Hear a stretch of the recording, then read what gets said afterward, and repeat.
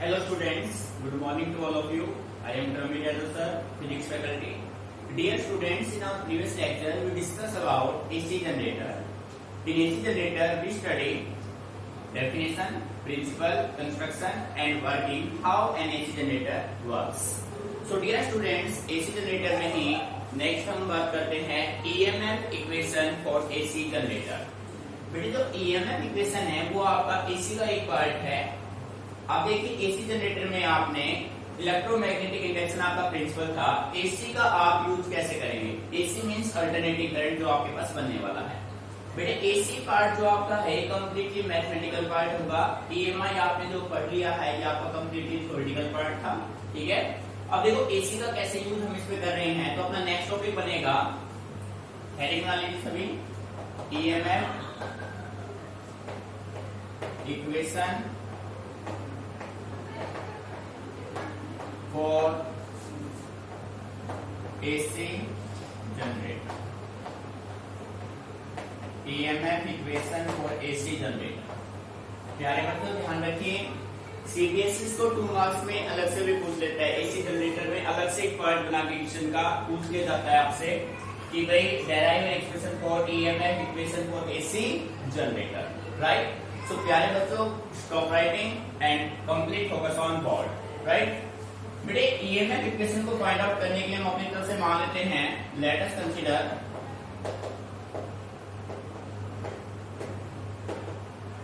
Consider N number of turns in the armature coil ABCD. After that, area of coil ABCD. ठीक है. B, magnetic field.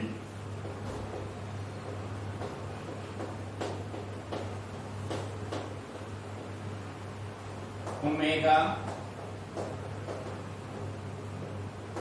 angular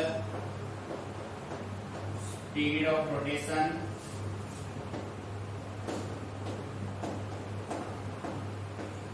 of the coil. तो प्यारे बच्चों ध्यान से देखिए, कल हमने जब थ्योरेटिकल एसी जनरेटर का स्टडी किया तो हमारे पास क्या था, बेसिकली 4 पार्ट्स थे कंस्ट्रक्शन में.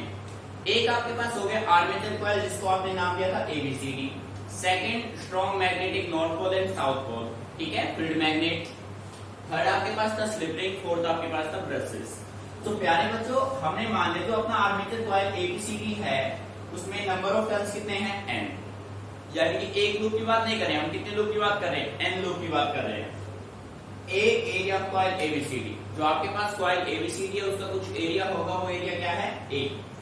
फिर आपने इस कॉइल ABCD को किसमें रखा? स्ट्रॉन्ग मैग्नेटिक फील्ड में रखा भाई. ठीक है, डायरेक्शन आपने चेक किए थे वहां पे. उसके बाद जो आपका आर्मेचर कॉइल ABCD था वो कुछ स्पीड से रोटेशन कर रहा था एंटी क्लॉकवाइज डायरेक्शन में. और प्यारे बच्चों स्पीड क्या था? That speed is omega. Clear. अब देखो भाई, अब आपके पास 2 सिचुएशन बनते हैं, एक आप स्टार्टिंग में और दूसरा आपके पास कुछ टाइम पे. स्टार्टिंग में आपने डायग्राम में ऑब्जर्व किया था, let at the start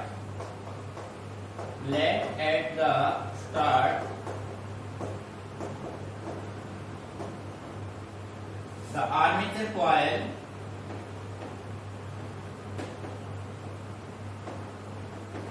ABCD is perpendicular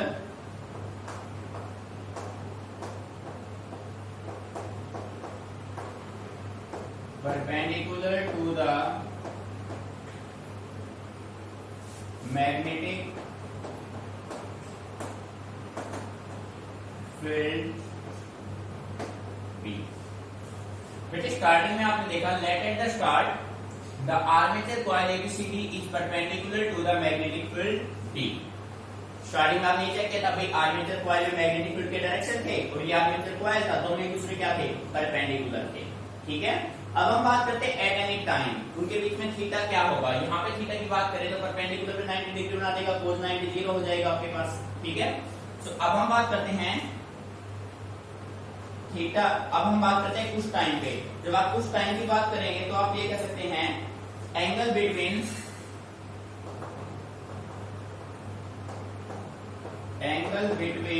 magnetic field B and area of coil A at any time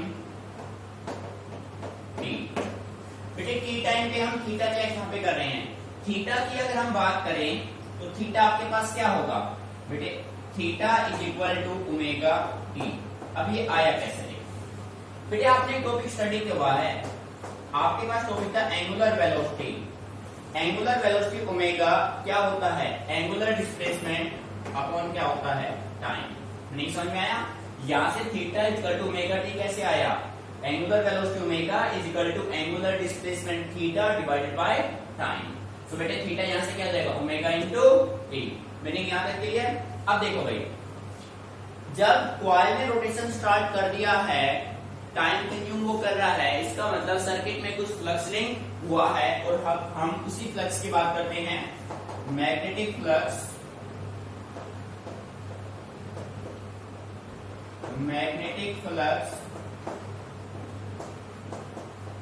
linked with coil ABCD at any time t। बेटे t टाइम में magnetic flux यहां से आप check करेंगे तो magnetic flux आपका phi किसके बराबर होगा, बी ए कॉस थीटा की। ठीक है, और बेटे ये कितने लूप की बात कर रहे हैं, सिंगल लूप की। बट हमारे पास लूप कितने हैं, एन लूप है। तो आप इसको ऐसे राइट करेंगे भाई, phi is equal to N B A cos, और बेटे थीटा की वैल्यू क्या है, ओमेगा टी। बेटे ध्यान से देखिए, मैग्नेटिक फ्लक्स आपका होता है बी ए कॉस थीटा। आपके पास नंबर ऑफ टर्न्स कितने हैं, एन। सो आपने इसको किससे मल्टीप्लाई किया, एन से। थीटा की वैल्यू आपके पास क्या है, ओमेगा टी। आपने यहाँ पे पुट की, ये आ गया आपके पास magnetic flux linked with the coil at any time t. So induced EMF,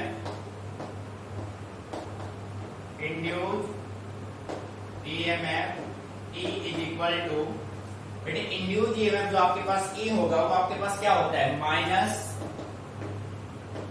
D phi upon d t. अब यहाँ पे आप किसकी वैल्यू पुट कर देंगे, फाई की वैल्यू पुट कर देंगे भाई। यहाँ पे फाई की वैल्यू पुट कीजिए, E equal to minus d by d t. इसका करेंगे N B A cos omega t. Clear? अब प्यारे बच्चों, डिफरेंशिएशन आपको करना है N B A cos omega t. इस डी टी के रेस्पेक्ट में तो देखो भाई, डिफरेंशिएशन जो होगा वो t के फंक्शन के रूप में होगा। तो एन बी ए ये सभी इसके रेस्पेक्ट में क्या है, कांस्टेंट टर्म है, तो इनका डिफरेंशिएशन पॉसिबल नहीं है। सो कांस्टेंट को बाहर ले लो, आपने रखा एन बी ए, और ये साइन क्या रहेगा, माइनस का। सभी के साथ साइन कैसा आ रहा है भाई, E equal to minus N B A into d by d t. प्यारे बच्चों किसका करना है, cos ओमेगा टी का। ठीक है, अब जैसा कि हम जानते हैं साइन का डिफरेंशिएशन होता है cos थीटा, और cos का होता है माइनस साइन थीटा। सो प्यारे बच्चों डिफरेंशिएशन क्या हो जाएगा, माइनस एन बी ए। ठीक है, cos ओमेगा टी। बेटे ध्यान देना, मेन स्टेप है आपका, cos का डिफरेंशिएशन माइनस का साइन ओमेगा टी। अब प्यारे बच्चों किसका डिफरेंशिएशन करेंगे, ओमेगा टी का, और ओमेगा टी का क्या होगा, ओमेगा। ध्यान दीजिए बेटे, cos ओमेगा टी का डिफरेंशिएशन होता है माइनस साइन ओमेगा टी। फिर किसका करेंगे, ओमेगा टी का। ओमेगा टी का डिफरेंशिएशन क्या होगा, ओमेगा होगा। Clear? So this can be written as minus minus क्या हो जाएंगे, plus N B A omega sine omega t. Clear? But प्यारे बच्चों ध्यान दीजिए, N B A omega is equal to E naught. अब यहाँ पे ई नॉट क्या है, ई not is the, E not जो है आपका peak value of induce EMF, ये पी वैल्यू किसका है भाई, इंड्यूस ईएमएफ का। ठीक है, सो प्यारे बच्चों इस इक्वेशन को आप इस फॉर्म में राइट कर सकते हैं, E naught sine omega t. Meaning clear, ये आपके पास इक्वेशन बन गया इंड्यूस ईएमएफ के लिए, ईएमएफ इक्वेशन। ठीक है, E equal to E naught sine omega t. अब बेटे यही आपको फाइंड आउट करना था, EMF equation for AC. So ये आपका रिजल्ट हो गया। अब देखो भाई, मान लीजिए क्वेश्चन में आपसे ये पूछा जाए induce current equation for AC generator. Induce current का इक्वेशन क्या होगा, उसको अगर फाइंड आउट अगर आपको करना हो तो आप क्या करेंगे, तो हम कह सकते हैं if R is the total resistance of the armature coil ABCD, then induced current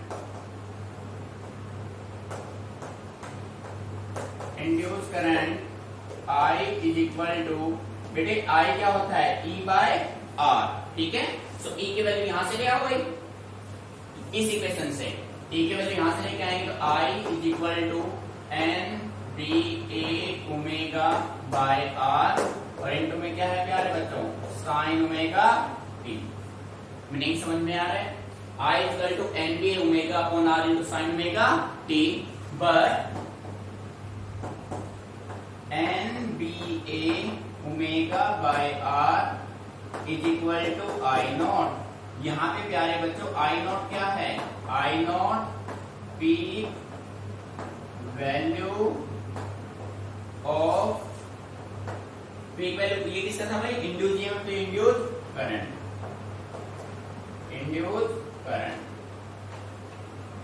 ठीक है प्यारे बच्चों, so I can be written as I naught sine omega t.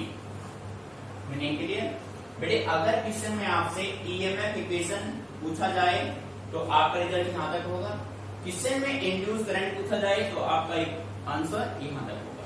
ठीक है, एक बार इसको नोट कर लीजिए, फिर दोबारा से लेके चलते इसको एक बार। ठीक है,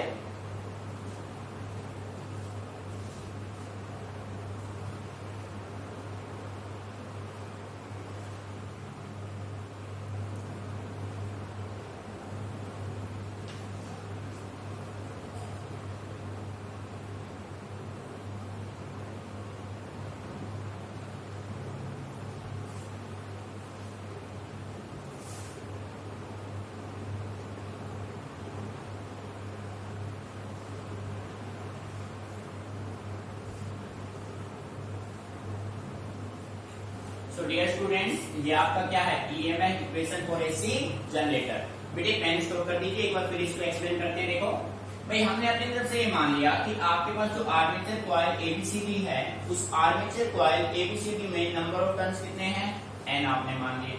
N is the number of turns in the armature coil ABCD.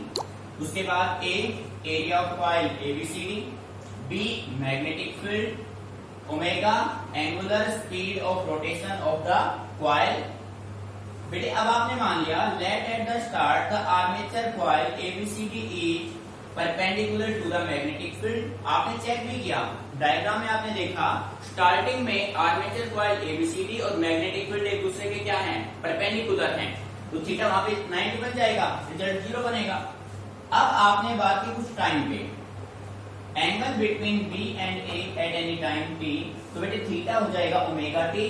ठीक कैसे आया, जैसा कि आप जानते हैं एंगुलर वेलोसिटी होता है angular displacement by time.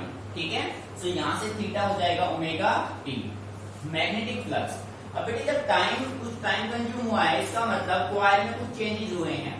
Coil में चेंज होगा तो उसका जो फ्लक्स है वो कंटिन्यूअस क्या होगा, change. So we can say that magnetic flux linked with coil ABCD at any time T। Magnetic flux बेटे एक लूप का होता है BA cos थीटा, बट हमारे पास नंबर ऑफ टर्न्स कितने हैं, n। सो हमने किससे मल्टीप्लाई किया, n से, n BA cos theta, but theta क्या है, ओमेगा टी। सो प्यारे बच्चों ये क्या बन गया, NBA cos omega t, right. अब according to Faraday second law of EMI, induced EMF आपका होता है E is equal to minus d∅dt। So प्यारे बच्चों यहाँ पे आपने किसकी वैल्यू पुट की, फाई की value NBA cos omega t। इस dt के रेस्पेक्ट में ये NBA कैसे टर्म है, कांस्टेंट। सो कांस्टेंट टर्म को आप बाहर ले लीजिए, आपने रखा माइनस NBA, डिफरेंशिएशन किसका होगा, cos ओमेगा t का। प्यारे बच्चों cos ओमेगा t का डिफरेंशिएशन होता है माइनस sin ओमेगा t, यहाँ पे आपने रखा, और फिर किसका डिफरेंशिएशन करेंगे हम, ओमेगा t का। ओमेगा t का डिफरेंशिएशन क्या होगा, omega. Clear, minus minus plus NBA omega sin omega t। ठीक है प्यारे बच्चों, ये फॉर्मेशन चलेगा अपने पास। अब बेटे हमने मान लिया NBA ओमेगा अपना किसके बराबर है, E नॉट। यहाँ पे जो E नॉट है वो किसको रिप्रेजेंट कर रहा है, peak value of induced EMF, right. So this equation can be written as E is equal to E naught sin omega t.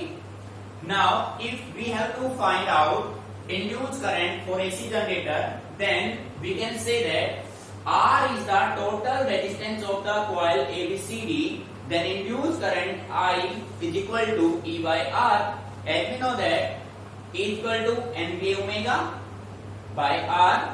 ये हो जाएगा बेटे, ये सब आपने किसके बराबर मान लिया, I नॉट। यहाँ पे I नॉट क्या है, I naught represent peak value of induced current, so we get induced current equation for AC generator. Clear? So students, clear? No problem?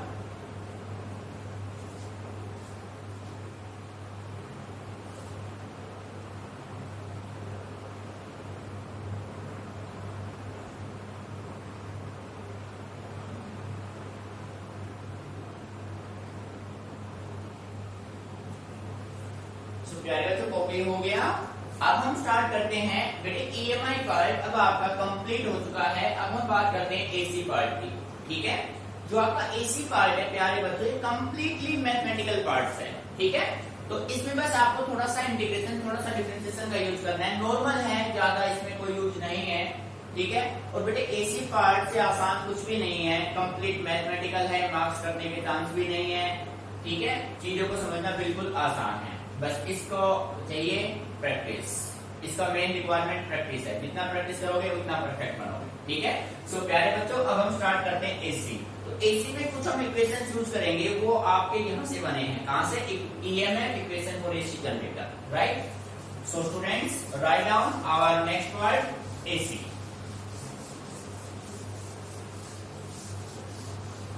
बेटे EMI आपका कंप्लीट हो चुका है, अब हम बात करेंगे AC पार्ट की, ठीक है। So student listen carefully. बेटे AC part, AC stands for alternating current. Alternating current, ठीक है भाई। बेटे alternating current में अपने पास एक इक्वेशन बनेगा। हम ये कह सकते हैं, डेफिनेशन की हम बात करें तो हम सेकंड यूनिट इलेक्ट्रिसिटी में भी डिस्कस कर चुके हैं, फिर भी इसको लाइट वे में लेके चलते हैं एक बार। AC करंट है क्या, अल्टरनेटिंग करंट है क्या, तो आप ये कह सकते हैं एसेंशियली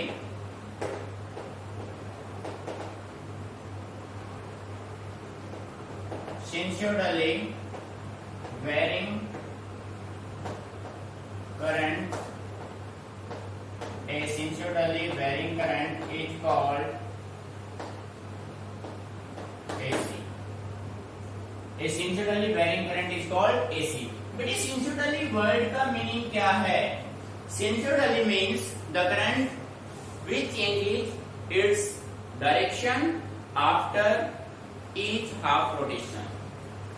जो करंट हाफ रोटेशन के बाद अपने डायरेक्शन को रिवर्स करे वो आपका कौन सा करंट है? अल्टरनेटिंग करंट है, ठीक है। सिंसिडली मीनिंग यही आपका क्लियर। Sinusoidally varying current is called AC। और बेटे AC का ये आपका सिंबल होगा ऐसे, देखो हाफ साइकिल के बाद ये डायरेक्शन को क्या करेगा? चेंज करेगा, क्लियर। यहाँ पे आपके पास ये करंट, यहाँ पे हो गया टाइम, ठीक है। अब देखो बेटे इक्वेशन ऑफ AC की हम बात करें, इक्वेशन फॉर AC, ठीक है।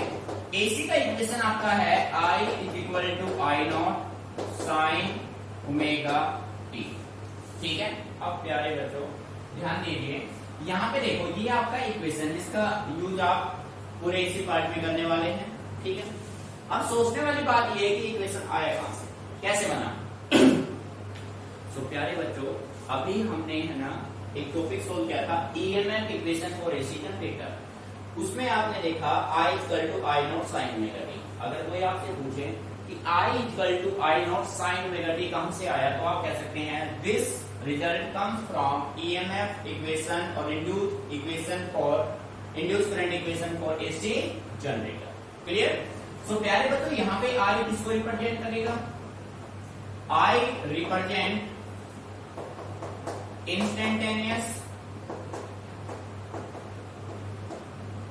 instantaneous value of current। बेटे I not always represent peak value of current, peak value of current. Omega angular frequency,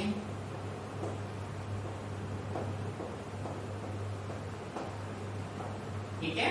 तो बेटे ओमेगा टी कंप्लीट की अगर मैं बात करूं, कंप्लीट ओमेगा टी किसको रिप्रेजेंट करेगा, फेज को। एक बात और ध्यान रखना, आप यहाँ पे गलती से भी एंगल वर्ड यूज नहीं करेंगे। यहाँ पे ये जो साइन के साथ, साइन फंक्शन या कोस फंक्शन के साथ जो भी होगा ना उसको क्या बोला जाएगा, फेज होगा। क्या होगा, फेज, नॉट एंगल। क्लियर। बेटे ओमेगा टी कंप्लीट आपका फेज है, ओनली ओमेगा आपका क्या, एंगुलर फ्रीक्वेंसी। अब भाई आई और आई नॉट में डिफरेंस क्या है। सो क्या है, तो देखो यहां से ये जो वैल्यू आपकी बनती है ना, ये वैल्यू आपकी है I naught, peak value of current, ठीक है। जैसे कि हम बात कर सकते हैं, मैं एग्जांपल के तौर पे कह सकता हूं इंस्टेंटेनियस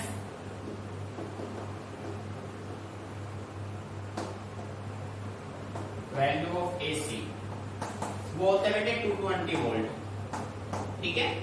इंस्टेंटेनियस वैल्यू AC का क्या होता है, 220 volt. Second thing, peak value of AC प्यारे बच्चों ये होता है 311 वोल्ट, ठीक है। अभी कैसे आया, इसको हम मैथमेटिकली प्रूव करेंगे कि भाई peak value of AC 311 volt होता है, इंस्टेंटेनियस वैल्यू आपका 220 वोल्ट होता है, ठीक है। सो प्यारे बच्चों 311 वोल्ट आया कैसे, इसके बारे में नेक्स्ट टॉपिक में हम डिस्कस करेंगे। इसको प्रूव करेंगे कि AC का पीक वैल्यू 311 वोल्ट होता है। और आपने किससे भी स्टडी किया था, AC is more dangerous than DC high। So student, our answer is because the peak value of AC is greater than the peak value of DC। DC का peak value 220 volt ही रहता है, but AC का peak value 311 volt होता है। Meaning समझ में आ रहा है। सो प्यारे बच्चों ये आपका होगा AC। अब यहाँ पे देखो I instantaneous value of current होगा, I naught peak value of current होगा, ओमेगा एंगुलर फ्रीक्वेंसी होगा, ओमेगा टी आपका फेज होगा, not angle. Clear. So copy it. If any problem then ask me.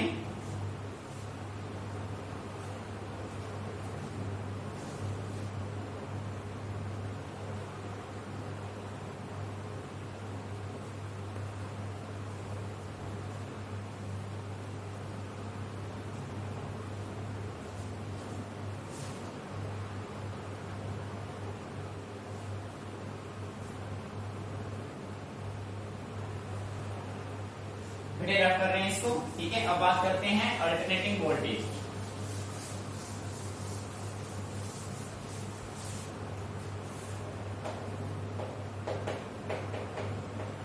Alternating voltage, ठीक है। प्यारे बच्चों ध्यान दीजिए, भाई अल्टरनेटिंग वर्ड यूज हो रहा है ना, AC की आप बात कर रहे हैं तो इसमें रेगुलर इंटरवल के बाद पीरियोडिकली डायरेक्शन रिवर्स होंगे, ठीक है। सो आप ये कह सकते हैं एसिंशियली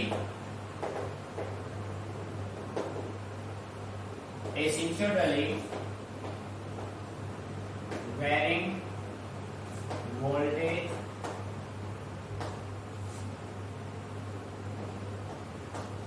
voltage is called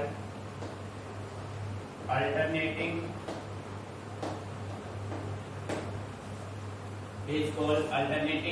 voltage। ठीक है प्यारे बच्चों, दिस वर्ड मेन वर्ड, ठीक है। सो इसको आप ऐसे रिप्रेजेंट कर सकते हैं, सेम प्रोसेस। यहाँ पे आपका V रहेगा, ओरिजिन टाइम, यहाँ पे जो पीक वैल्यू है V इज इक्वल, ये क्या है V नॉट, ठीक है। सो बेटे equation for AB,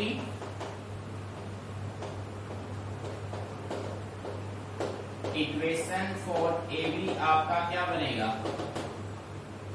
V is equal to V naught sine omega t, और आप कह सकते हैं E is equal to E naught sine omega t, ठीक है। जैसे भी, या फिर आप ये भी कह सकते हैं बेटे यहाँ पे E आपका किसको रिप्रेजेंट कर रहा है, इंड्यूस EMF को, या आप ऐसे भी राइट कर सकते हैं E is equal to E naught sine omega t, ऐसे भी आप इसको रिप्रेजेंट कर सकते हैं। मीनिंग आ रहा है समझे, सभी का मीनिंग सेम है, ठीक है। तो प्यारे बच्चों, यहाँ पे फर्स्ट इक्वेशन की हम बात करें तो V किसको रिप्रेजेंट कर रहा है, इंस्टेंटेनियस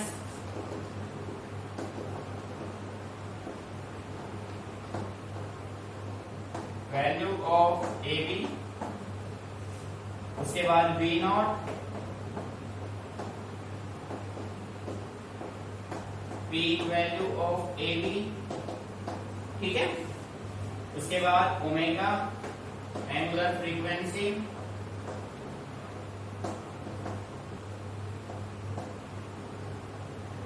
तो प्यारे बच्चों ओमेगा टी किसको रिप्रेजेंट करेगा, नॉट एंगल, किसको रिप्रेजेंट करेगा, फेज को, ठीक है। सिमिलर वे में आप कह सकते हैं यहाँ पे E आपका peak instantaneous value of induced EMF, peak value of induced EMF sine function है, ओमेगा टी क्या है, ओमेगा टी फेज है, ओनली ओमेगा क्या है, एंगुलर फ्रीक्वेंसी, ठीक है। Clear, note it down carefully.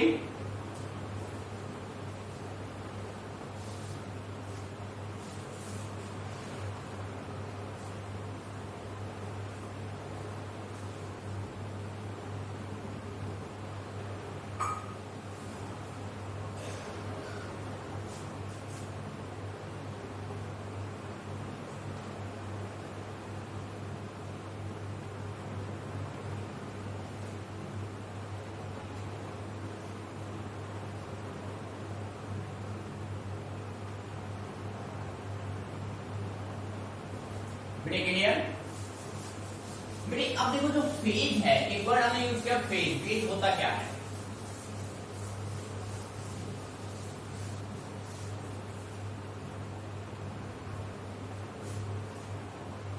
What is phase, phase होता क्या है बेटे, ध्यान दीजिए phase.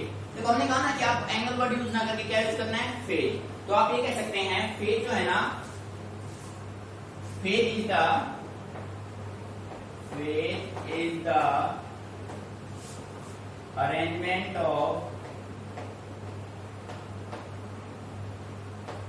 arrangement of sine function, sine बेटे ऐसे आएगा, ऐसा ही नहीं, sine function, arrangement of sine function in the equation of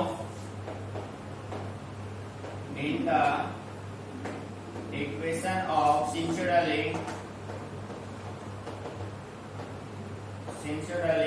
varying physical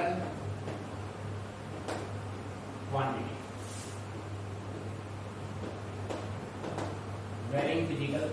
देखो प्यारे बच्चों, फेज जो है ना वो एक अरेंजमेंट है, इसका phase is the arrangement of sine function. बेटे साइन कोसाइन दोनों हो सकते हैं, इधर ने होने sine cosine, sine function in the equation of sinusoidally varying physical quantity। For example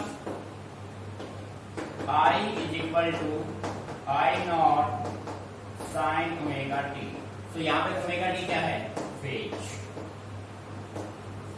आप ऐसे राइट कर सकते हैं I is equal to I naught sine omega T plus pi by 2। तो प्यारे बच्चों ये जो π/2 है ये आपका क्या है, फेज। ठीक है, आप ऐसे भी राइट कर सकते हैं E = A0 या V से ले लो, V = V0 cos ωt। बेटे फंक्शन जो है जरूरी नहीं साइन, फंक्शन आपका साइन और कोसाइन दोनों हो सकते हैं। सो बस हमें तो फेज देखना है, ओमेगा टी आपका क्या है, फेज।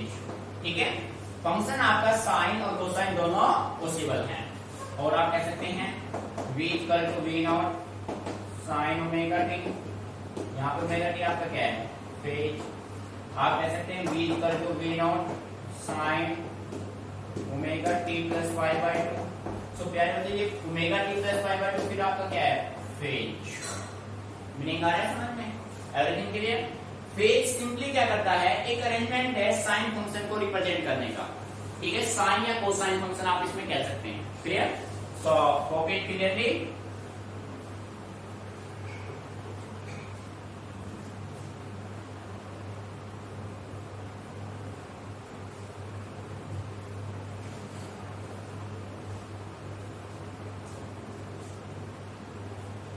डियर स्टूडेंट्स, आपको ये बेसिक्स जो आपको दिए हैं, फर्स्ट आपको EMF equation, OBC generator, after that AC part, basic concept, ये सभी आपके माइंड में होने बहुत जरूरी है।